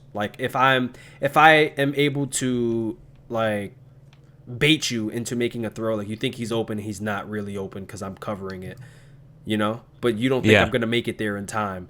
but I do. Like that's the only skill gap that it is anymore, because everyone's running the same stuff. Everyone's using the same players. And again, it comes down to who's going to get the block shed, who's going to get the aggressive catch animation, whose guy is going to actually fumble, who's going to drop the wide open rat catch. It comes down to stuff like that. The game can't be too competitive, and it can't have a big skill gap if it comes down to fluky stuff. Okay. So yeah, I mean, I've there's a lot of discussion about skill gap. Texas, I don't know if you want to talk about it at all, but we've talked about it in the past, and I generally believe there is still a pretty decent skill gap in Madden 17, besides for like the fluky stuff, because of just the records you see of the top guys online, which are just insane win percentages of like 95%. But I get what you're saying with the fluky stuff. All right, so what is Madden 17? How would you rate Madden 17 among? Well, okay, first off, what's your favorite Madden game in general, GPH? I'd have to say Madden 05. 05 with Ray Lewis on the cover, huh? Yeah. Well, it's not because of him though. That was when they introduced the hit stick. Yeah, that's true. That was the best thing that they've ever put in Madden. It was a reaction to Vic gear. Yeah. Yep, exactly. I think that was Madden's. I think a couple years down the road was Madden's sales high point, but I think Madden 05 was probably like I would agree around that time probably what really made Madden into the franchise it is. But sorry, go on. Madden was so much simpler, and not even simple, but how can I say this? Besides Vic's year, because Vic, you pick the Atlanta Falcons, you're winning the game. That's it. In Madden 04. But everything was user. You know what I mean? You didn't have fluky drops. You didn't have There was no such thing as a suction tackle back in those years. There was no such thing as a speed burst back in those years. Like, the game still had flaws, like every game does, and they put the game out every year. So it's just like in today's world, they're never gonna get to fixing the entire game. But things actually made sense back in those days, man. I would put most of those old Maddens over today's Madden, even though they have, the graphics look so much better, even though there's MUT now, and even though, you have legend cards and all this crazy stuff now, but just the game made so much more sense back in the day. And today there was no fluky stuff. Like, you caught it because your guy was open. You threw the ball because your guy was open. Back in those old times, you didn't even throw up a ball and like hope and pray your guy caught it. If there was nobody open back in those old Maddens, there was still face catching back in the day. I don't know if you knew that. There was still face catching. Like, my first time face catching was playing Madden 04. And every Madden after that. But yeah, you either went for a face catch or you just tried to scramble or threw the ball away. You know what I mean? There was no hope and pray, throw the ball, hope and pray. It was all on your user. And if you were able to stop it with your defense because you had full control over your defense, or you were able to get the touchdown or the first down or whatever with your offense because blocking was better, players weren't just dumb. They knew who they had to block on that play, and they tried to block them, whether you got the block shed or not, because their guy was just better or whatever. But there wasn't no like immediate block sheds like there is in today, where you run the ball, and as soon as you run, he barely even touched him, and he just throws him to the ground and then hit sticks your running back or something like that. It was just so much. It was just so much more simple, and I would take those old Maddens over the new ones any day. All right, Texas, what's your opinion? Game Day 98. What? What did he say? I didn't play Madden growing up. Oh, did you? Yeah, my dad owned it, but like the only time he played Madden was when he went over to his friend's house because he had the game. His friend had the PlayStation. Yeah, and so he had the. I don't know. It was weird. I don't know. The relationship was kind of weird there. So he had but Game Day 90 is what I mostly played because they didn't allow me to play Madden because they were always on it. So they were looking out for you, man. Yeah, they didn't play Madden at all. So I remember one of the stories of me growing up. I went to this dude's house and he had Madden, and I didn't watch football until I was probably 16, 17, somewhere in that age bracket. Because I was always playing football, and I didn't even watch college football at the time, which is mostly always doing stuff, so I was always busy. But I went to this dude's house, and he had 04 Madden. This is when the game just released, and I picked the Falcons just because I thought oh, birds, cool. He got you call me a pussy and everything. Hey, Michael Vick, I didn't know anything about it. I didn't know anything about any of that nonsense. So, but yeah, I didn't start playing Madden like realistically until Madden 11. So, But I remember the Vision Cone, but I don't have the track record of Madden knowledge here. So, I gotcha. So what's your favorite of the recent ones then? Probably, well, gameplay wise, probably. This is interesting. This is kind of a tough one because I do like 25, but I also hate it. Have you been back and played 25 recently? Yeah, Madden 25 was good besides the Buck Sweep. The quarterback, there's no option contain. Like, they always the quarterbacks do where they want to there. But I did like Madden 24. The trucking was great. The juking was great. Like, it felt good. But I think Madden 15 was dope as well. But I really did like Madden 25. That's cool. It's funny when you said the NFL Game Day '98. Yeah. I immediately went and Googled, and I'm looking at a video. Very first clip I saw was somebody doing the Jimmy jump over the line of scrimmage at the goal line. Yeah, so pretty funny. But in my opinion, I think Madden 17 is the best Madden that they've put out. I think they do improve it year to year. How long have you been playing, Fox? I've been playing NFL games since early to mid '90s. But just because, like, I don't know. Wait, what was that? Nothing. Did I hear something? Yeah. Sure. Anyways, monologue talking. Yeah, maybe it's the YouTube video. I'll close it out. So, I just think, like, 'cause I go back and think of my experiences, and it's hard not to do it throughout the lenses of nostalgia and remembering, like, the hours that you put in. So, gameplay wise, 17 is so frustrating, but I've never, up until Madden 15, I had never really played Madden on, say, like a competitive level. Like, I don't consider myself a competitive player, but I play against top 100 guys. I play against Snap, Problem, all of them. It is frustrating. Competitive as in, like, you want to win and, like, you know, you're running, like, you know online. what works and you're trying and exactly. Up until I got into MUT in 15, I was always a franchise guy. I love franchise mode. Franchise is so good. Yeah. Yeah. And so then after, because franchise had stalled out for quite a few years and it got really boring, so I was like, oh, I guess I'll give MUT a shot, and got friggin' addicted. But I would say, just because I don't know how those things played back in the day, it makes it hard to say, because I only played against friends and I didn't play against, like, the best in the world, and when you match up against them online, and it's so frustrating to play Madden 17, but I can also recognize that they've made so many improvements to this game from where it was just even last year. In Madden 15, the PA end around was seriously the worst. Like, I know you could stop it, but it was, if they were quick snapping you and they could flip their play to make it quick snap quicker, man. Yep. That was like, you had like 4 seconds to get your adjustments in. I'm like, oh, and then they hit the backside slant on you, and they're like, oh, god dang it. Well, so I hated that they took that out. The backside slant? No, the quick flip your play and you get to the line quicker. I hated that they took that out. I hated it. Why? It was so good. Bad. It was so good because, like, you would have these people. All right, so let's say Madden 16, for instance, especially when young Kiv first came onto the scene with his nickel strong and he had a double B gap. You know how long it took to set up that blitz? Yeah. It took forever to set up that blitz. I knew the blitz. It took forever to set it up. You had to put people in certain spots. You had to move your defensive line over and then wait for him to go back. And there was like 16 steps to that damn blitz. But without you being able to flip your play and get to the line quicker, you were able to make those adjustments quickly.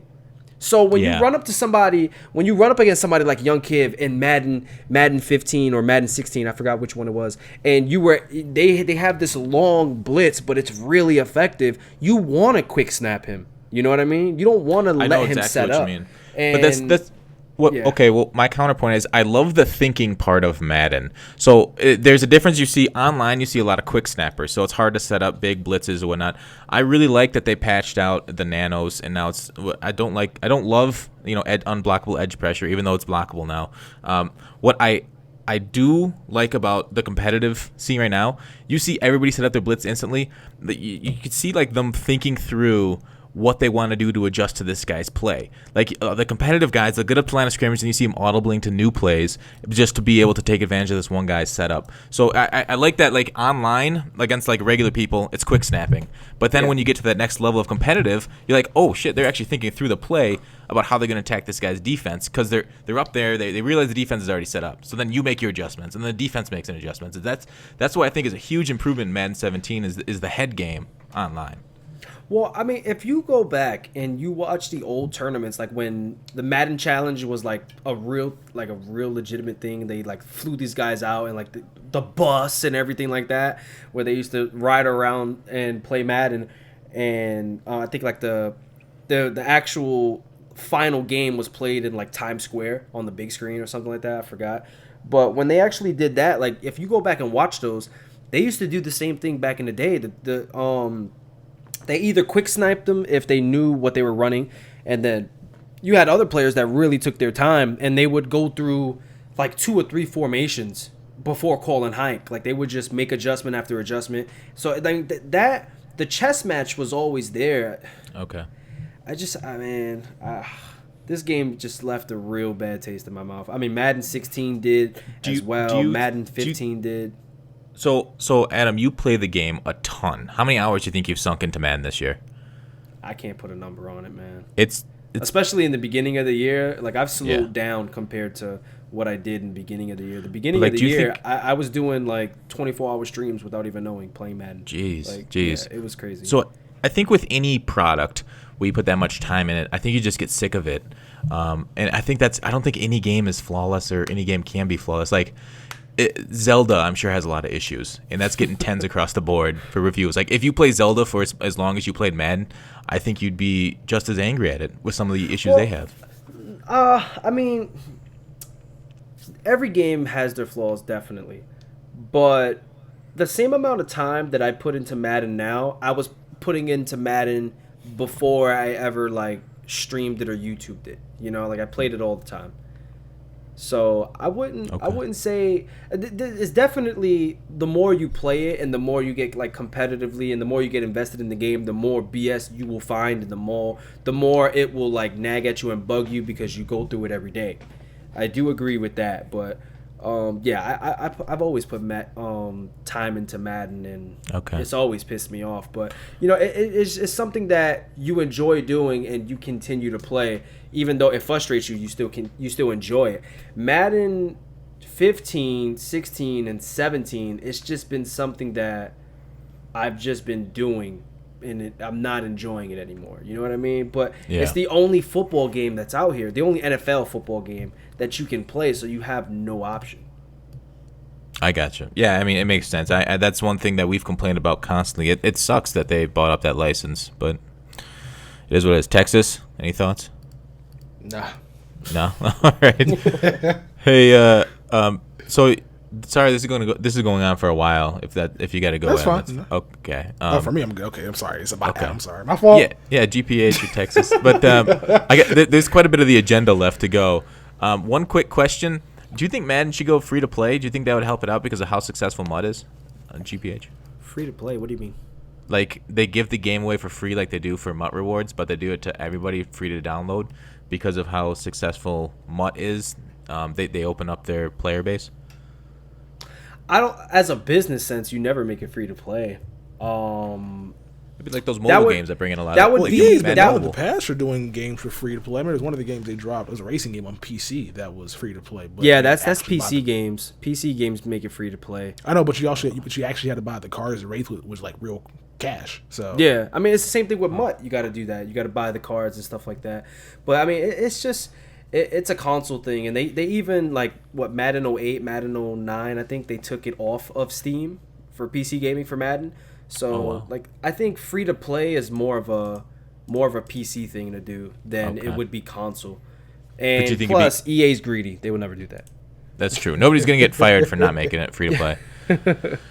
So all right, I guess this is a kind of a broad question, but maybe like 3 bullet points. What are your top 3 things you'd like to see improve for next year or added to the game? Maybe not improve. We talked a lot about improved. How about added to the game next year? We'll go Texas first. Like gameplay or MUT? Either or. Because just for Madden. Just for Madden. Just for Madden. I guess not for MUT, just for Madden. Yeah, sure. Just Madden. I want to see legends and players like have their equipment, like make them feel like they do in real life, like them look, play, feel. So I give Colin Kaepernick his tattoos and OBJ his tats. He already has his tattoo. But well, they only do it for certain players. Yeah, D'Angelo Williams, for example, has pink and yellow tips on his dreads. Give him that because, like, I was talking about this on stream recently. I'm like, who's in his backfield? Is that D'Angelo? Is that Ricky? Is that Crow? I can't tell. All these 34 with dreads look the damn same. Yeah. Like, give these people some different type of looks, so that way I can like more see of their likeness. Yeah, without me having to go press pause and go to the depth chart and see who the hell this dude's running with. I'd rather be like, oh my god, he has Ricky because he has this on his like shoulder pad, or he has this one glove on or something. It's like, D'Angelo, you can see the marijuana in his pocket or something, you know? Yeah. Willie Snead with the Odell Beckham blonde hair. Willie Snead in this game has Troy Polamalu black hair flowing out of his helmet. Dude has blonde hair in real life. So I would like to see them do more in the customization of the players. In the NBA, like for 2K, LeBron looks like LeBron. J.R. Smith looks like J.R. Smith.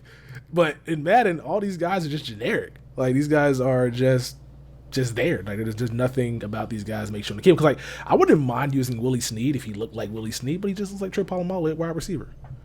Yeah. So that's one thing I would like to see them add over into MUT. Just make these guys like he said, their likeness more like their actual likeness is in real life. I guess more defensive control, because I get annoyed when that bunch formation is popular where you have trips on one side and then the guy motions this guy out to do that wheel route.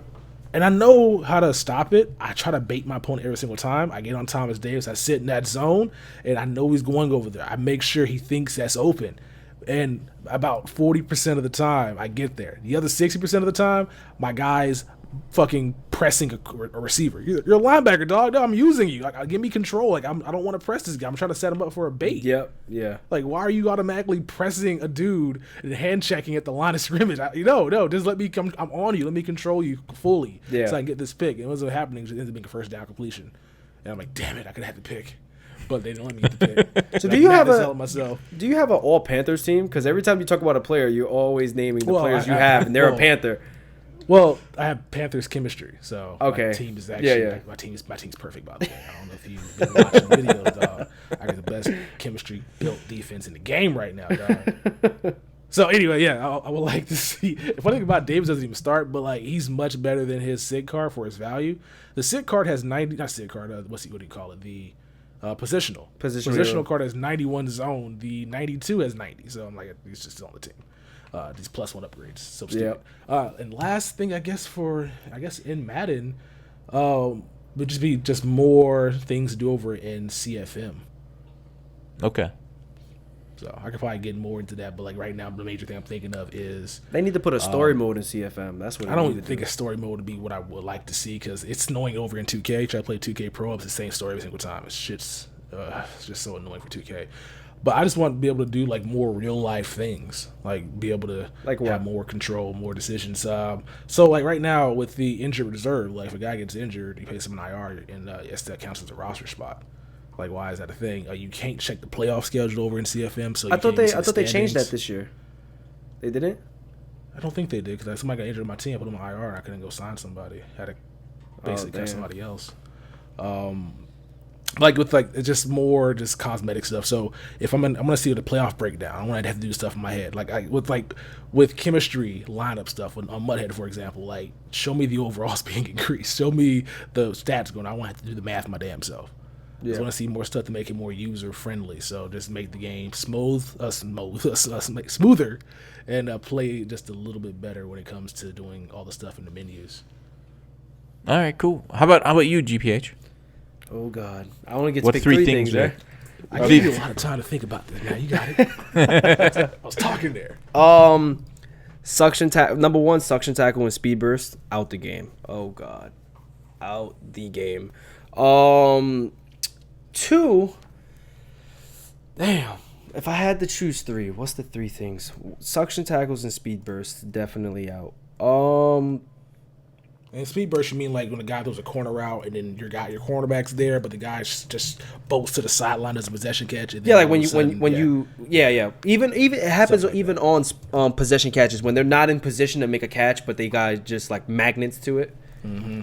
It's prescriptive stuff where you can't control. Yep, take that out. I'm gonna take Texas. What he said, give the defensive players more control because they used to have that. And they took it out. Like he said, the hand checking thing, which I think is a really good thing, but it should be something that's user controlled. You know, you have the press. You're down and you hold R1 or RB on Xbox, and that's how you press, and that's cool. But your guy shouldn't do it on his own without you having to press a button. You know. Yep. Definitely agree. And like that's when you strafe and stuff like that. You hold the trigger button on the left and you can strafe just like you could on offense. The defense should be able to do that. You're gonna say something, Texas? I was like, it's also bad when you're like in the zone and you know the guy's gonna come to you and then your guy bites on the play action. Like, I'm controlling you, dog.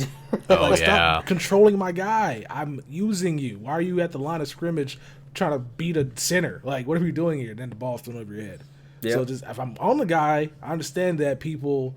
Like they want the guy to play their zone, but if I'm on somebody, just let them just not move. Like just give me the ability to turn that off. I know over in 2K they have pre-scripted animations where if you hold left trigger and your guy does things depending on what the CPU thinks is a good play to do, you can turn that off. Like you can go into the settings and say, nah, I want full control. Yeah, that's cool. Madden should definitely do that. There's another thing in Madden. Like for your players, like it's weird. I don't know if you guys notice. If you're playing like let's say like Texas say he plays as his defensive his outside linebacker sometimes, Thomas Davis. And like I'll do that sometimes and I'll hold left trigger, that's the strafe, right? So like in my head, I want as soon as my opponent calls hike, I want to strafe and drop back, right? Because I already know where my opponent wants to go with the ball. I'm ready to bait him, and I don't want my guy dropping straight back. I want him to strafe so he stands there, and then goes straight back, right?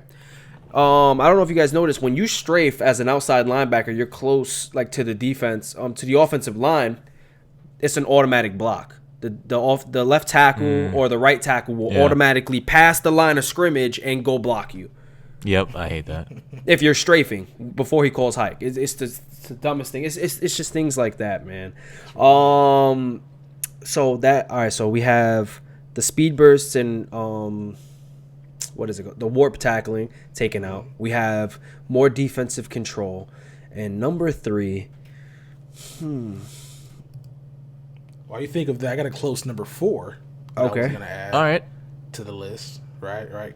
I want to see catching kind of matter in the sense of I understand they had to tune the catching of user picks over here in this game, but Justin Houston shouldn't be catching picks.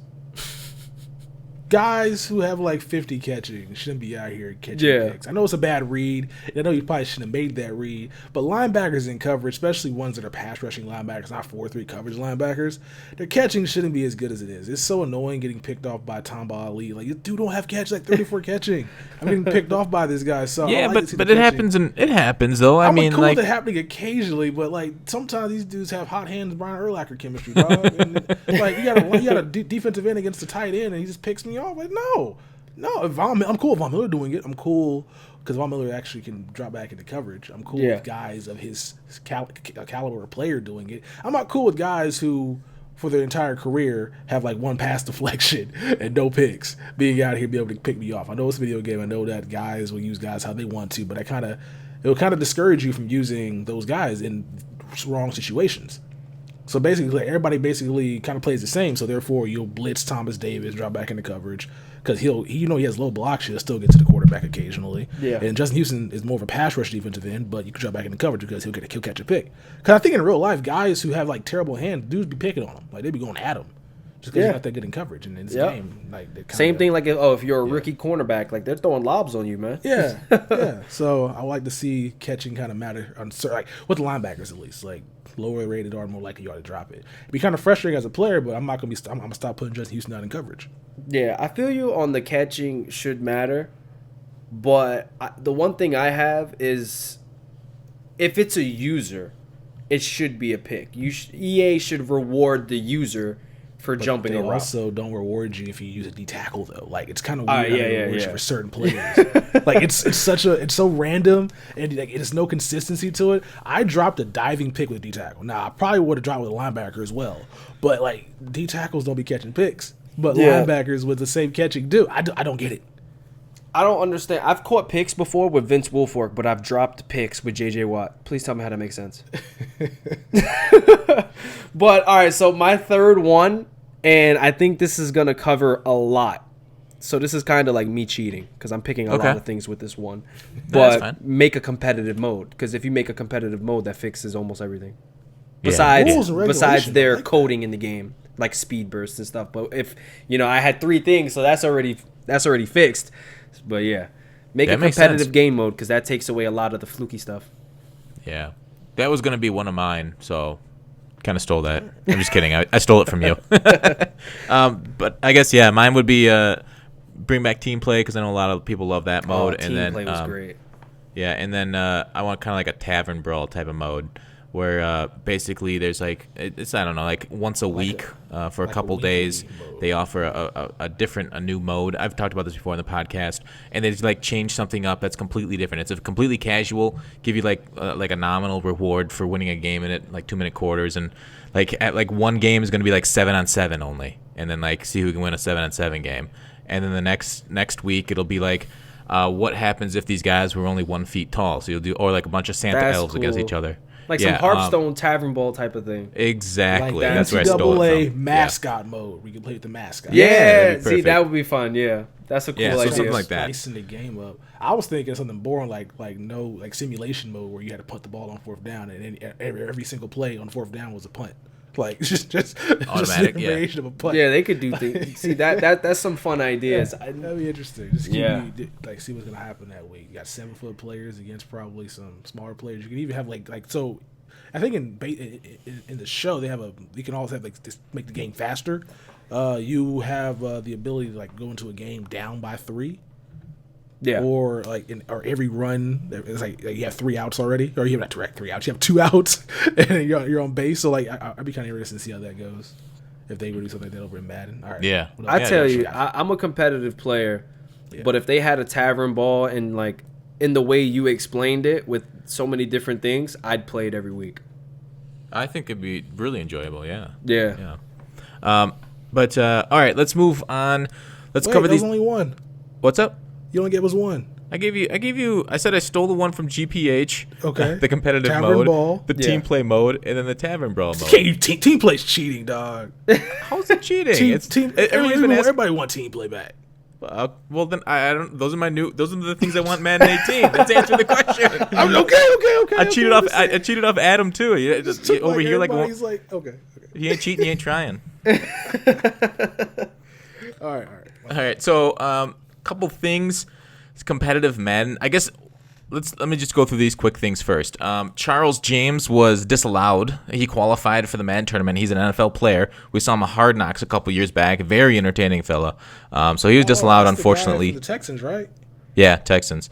And he so that kind of sucks. And then competitive Madden players got punished for collusion, playing on each other's accounts, got some points deducted and whatnot. I guess GPH, I don't know if you have feelings on those, or do you see competitive Madden as the future for the franchise? Do you think this is something that EA should keep going down that path?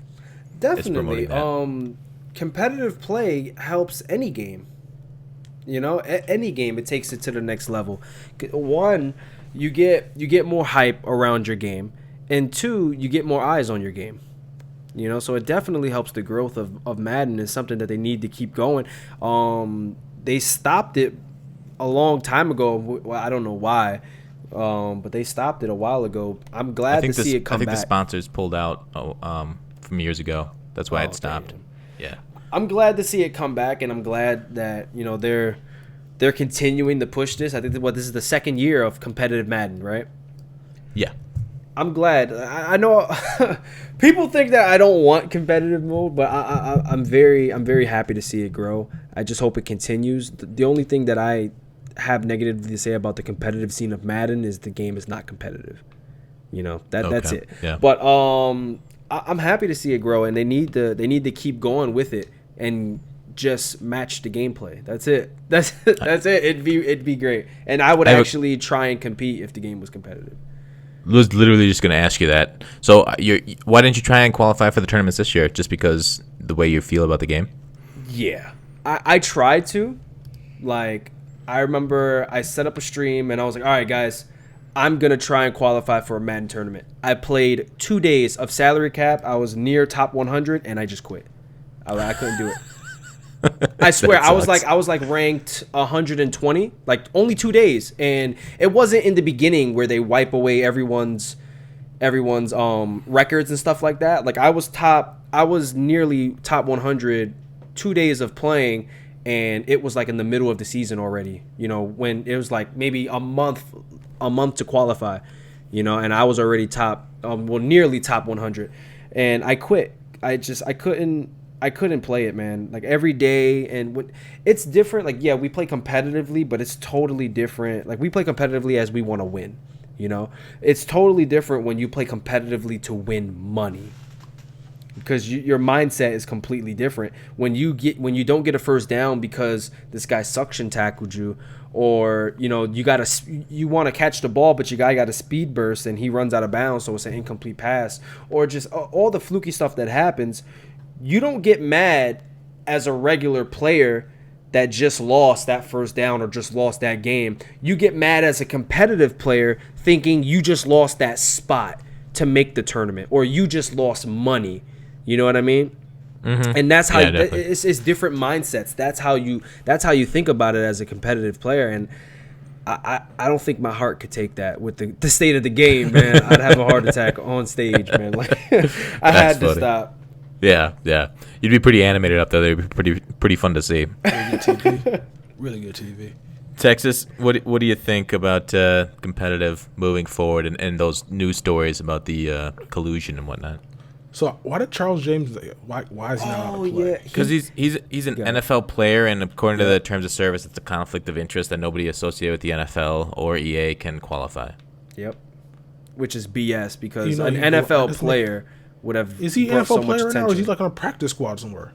Like, is he actually in the NFL? I bet you he's probably in the NFL Players Union.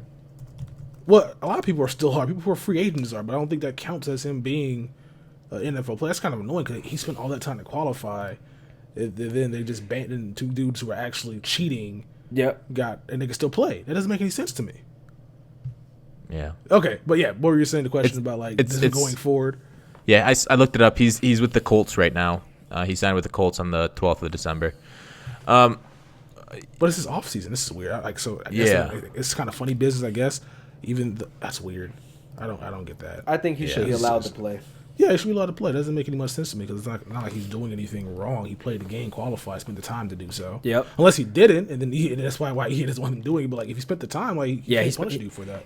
He put in the work and he qualified, and they said no. I don't understand how it would be a conflict of interest, because it's not like they stacked the deck against other players to make him better, or like you said before, it's not like they didn't give him it wasn't like handpicked, and he wasn't given he didn't qualify on a silver platter. He worked, he put the time, he played a lot of Madden and was winning his games to qualify. So I don't understand how it would be a conflict of interest. And it's not even like they can set it up to make sure he wins or whatever, because at the end of the day, when you pick who you're playing, you know, like how the rounds are going to go and, you know, who's playing who. If you do that on a live stream and you randomize it and you go, there's no way that can be staged.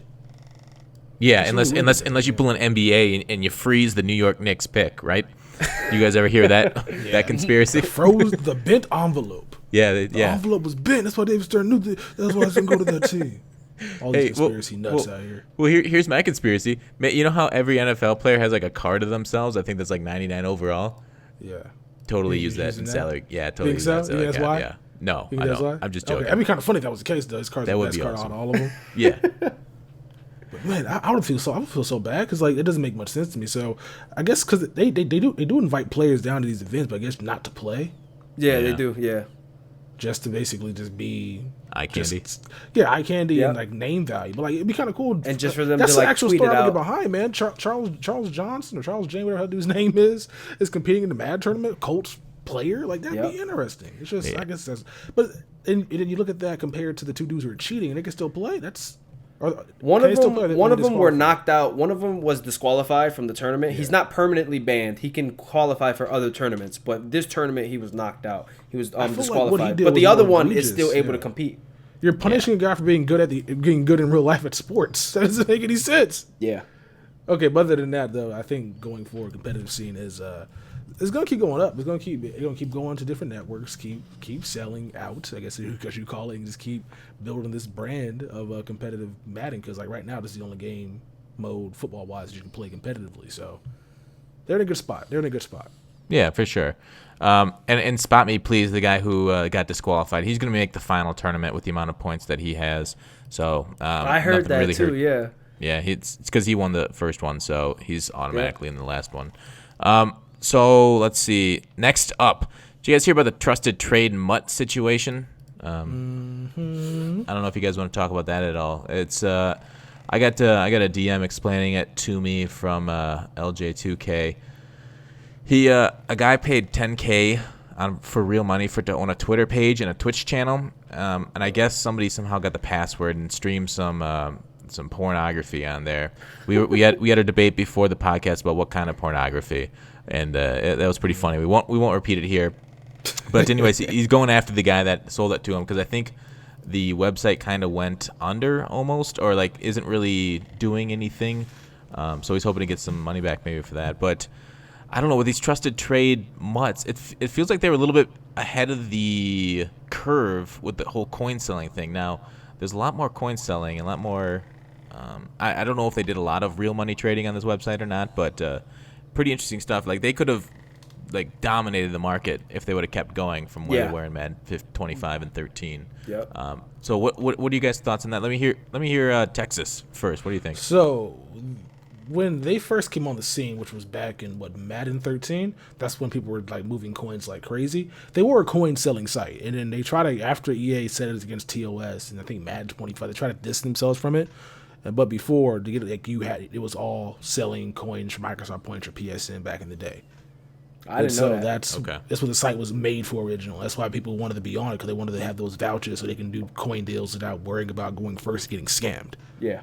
And so it was cool for that. But like the guy buying the site for that much, and there's no problem buying it. It's just he bought it at the wrong time. When like you can buy a coin selling site essentially, but like if they're not doing any coin transaction, you're just buying just a paperweight essentially. Like there's no point to owning something that you can't really make money off of.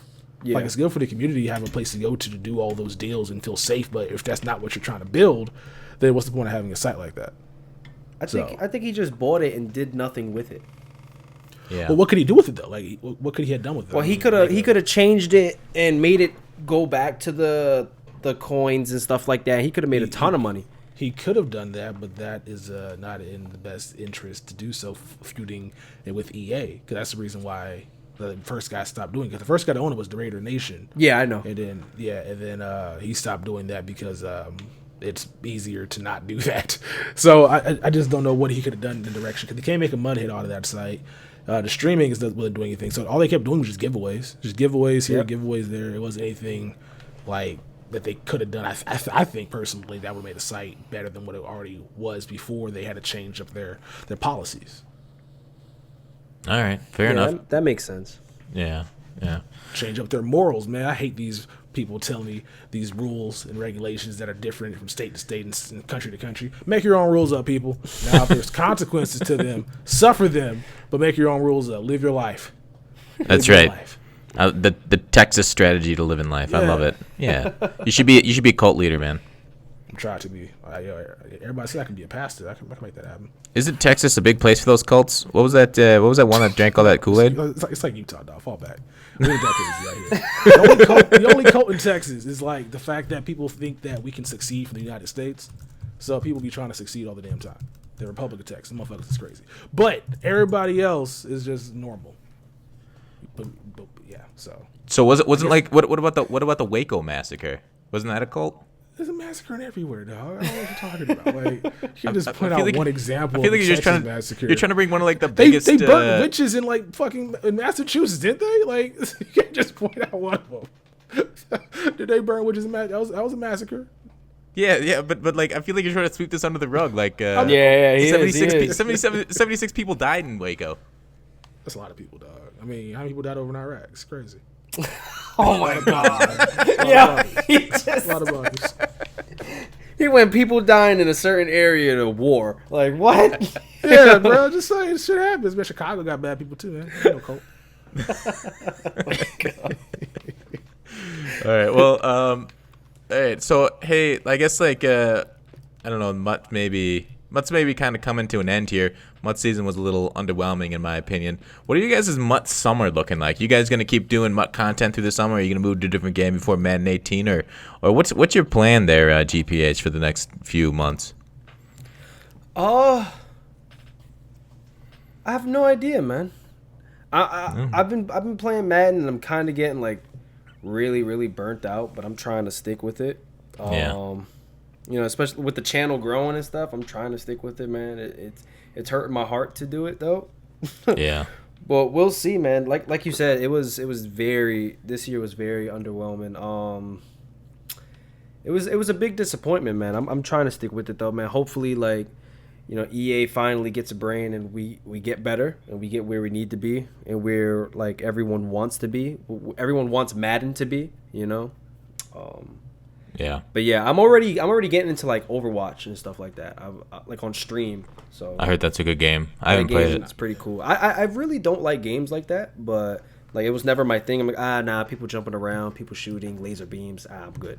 You know, but Yeah. I've been playing it for like 2, 3, 4 days now, and I'm enjoying it so far. Raging like hell because I'm still a noob at it, but yeah, I'm actually enjoying it. I can rage and still enjoy a game.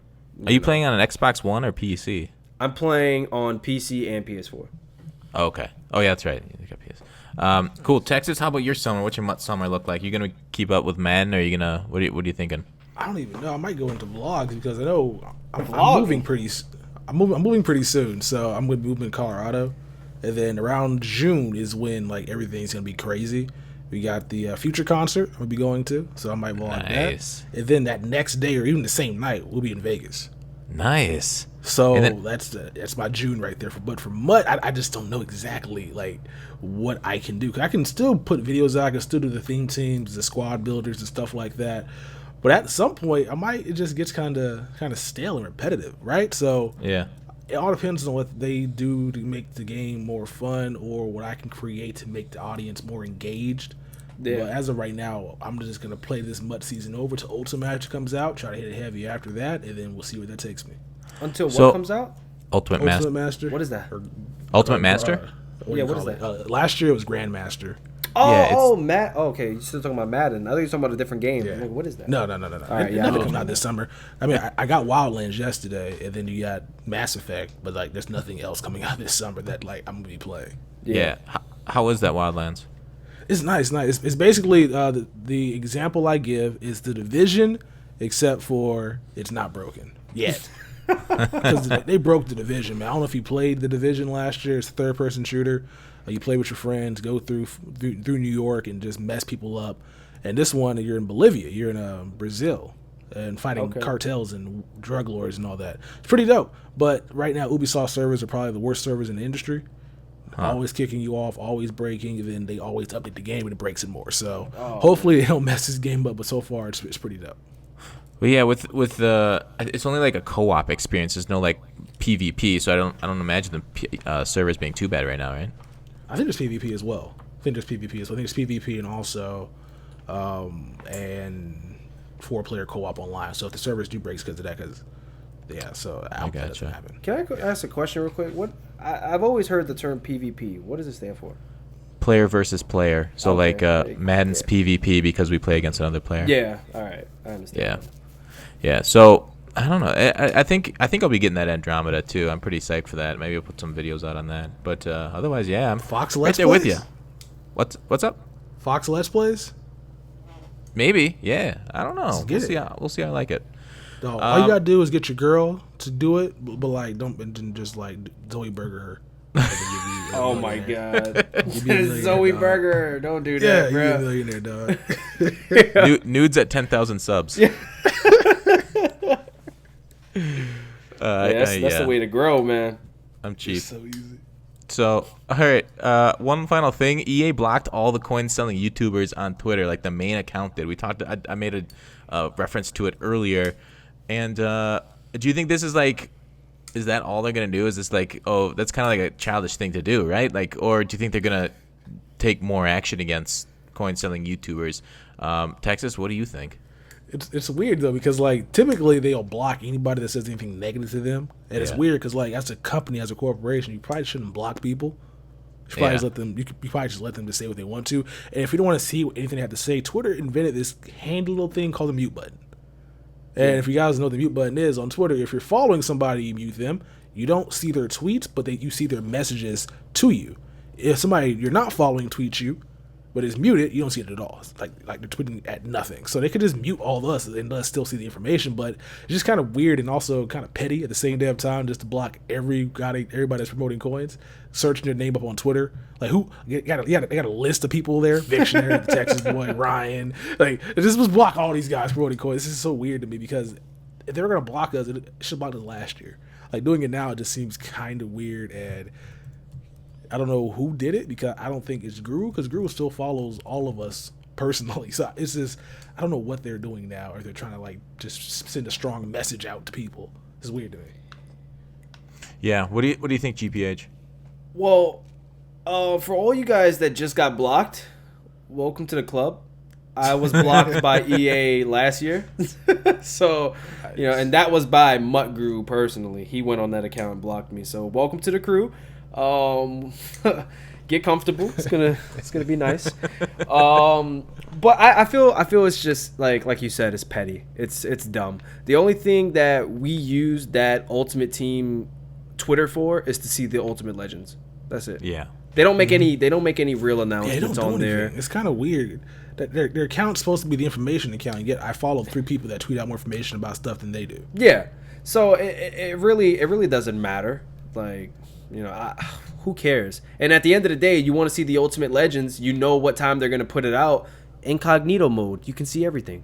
So I can still see your tweets, You go incognito, you can still see their tweets. So it doesn't matter unless they put their page on private, which would never happen. What company is going to put their page on private? You want people to see it. So yeah, it just doesn't matter. We go just to see Ultimate Legends. We don't go to talk to them because they're not going to respond. I have a theory why they might have blocked us this week though, out of all weeks. What happened? The combine rating, my combine rating hashtag they were doing. Oh, I don't think that they wanted to give a YouTuber who promoted coins some free packs by accident, or some free publicity. Oh, that makes sense. So I think that's why. Because they could have blocked it. Just the timing just is weird. Why would you block us now? Yeah. I'm always trying to think ahead of the thing. Like, why now? Like, you could have blocked me last year when I was doing this. Why now? And so that's my crazy theory. Gutfox thinks all Texans are fucking cultists. And I think he blocks people at the perfect time because of what they're doing with their free content they're giving away. That makes sense. Yeah.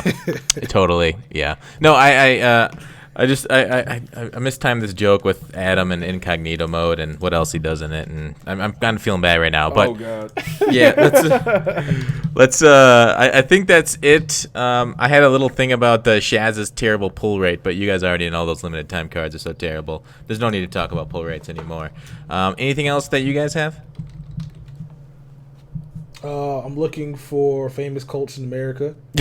Still active. There's a top 10 list. 10 most dangerous religious. Oh, these are just cults in general. Scientology. That doesn't count. I'm sorry. Why is it calling me? They hold on. They put Scientology under cults. Yeah, it's a cult. Yeah, it's a cult. I thought they finally named it a religion. No, it can be both, but it can definitely be both. But it's still a cult, bruh. Adam, you sound kind of perturbed by that. Is there something we don't know about you and Scientology? No, not at all. Oh, okay. Just I mean, you'd be surprised. Michael Pena is a fucking Scientologist if you didn't know that. Who's Michael Pena? Yeah, I was thinking the same thing. Have you seen Ant-Man? Ant-Man? Yeah, his friend that picked him up from jail. Okay. The Hispanic. I was going to say Hispanic. Why don't you go with like Tom Cruise or somebody obvious that's a Scientologist? Cool with dog, I didn't expect Scientology to reach out to minorities. That's something that Who in their right mind is going to pick us up too? Who in their right mind is going to follow Scientology, man? I don't know. Wait, what was that? I didn't hear you. I said I don't know who in their right mind is going to follow Scientology. They're crazy. If you follow Scientology right now and listen to this podcast, we're not talking about you. No. We love you. We love you. We specifically love you. The other good people, we don't give a damn. Mm-hmm. Well, on that note, guys, thanks for stopping in, Adam. We appreciate your expertise and your knowledge on Madden and your passion for it. Yes, sir. Thanks for having me, guys. Yep, Texas, take it easy, man. You too.